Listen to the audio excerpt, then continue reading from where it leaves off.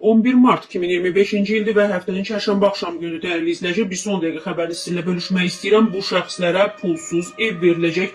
Prezident artıq təsdiqləyib. Prezident İlham Əliyev Mənzil Məcəlləsinə olunan dəyişiklikləri təsdiq edib. Sənədə əsasən sosial kirayə müqavilələri əsasında qanunvericiliklə müəyyən edilən kateqoriyadan olan vətəndaşlara dövlət və ya bələdiyyə mənzil fondunun yaşayış sahələri veriləcək. TV Müsavatın xəbərinə görə bu barədə millət vəkili Vüqar Bayramov qeyd edib. Qanunvericiliyə əsasən dövlət dəstəyi ilə bir sıra ailələr və vətəndaşlarımız pulsuz evə sahib olurlar. Belə ki, mövcud qanunvericiliyə əsasən şəhid ailələri, müharibə qaziləri, Çernobıl qəzasında əlilliyi olan şəxslər və valideynlərini itirmiş vətəndaşlarımıza sosial mənzil fondundan istifadə etmə şəraiti yaradılır. Yeni dəyişikliklərə yaşayış sahəsinə ehtiyacı olan ailələrin uçota alınması, onların sosial kirayə müqaviləsi əsasında yaşayış sahələri ilə təmin edilməsi də daxildir. Bu pulsuz mənzillərə əl çatanlığı daha da artıracaq. Yeni qaydalara əsasən Sosial Mənzil Məcəlləsinin 48-ci maddəsində dəyişikliklər təsdiq edilib.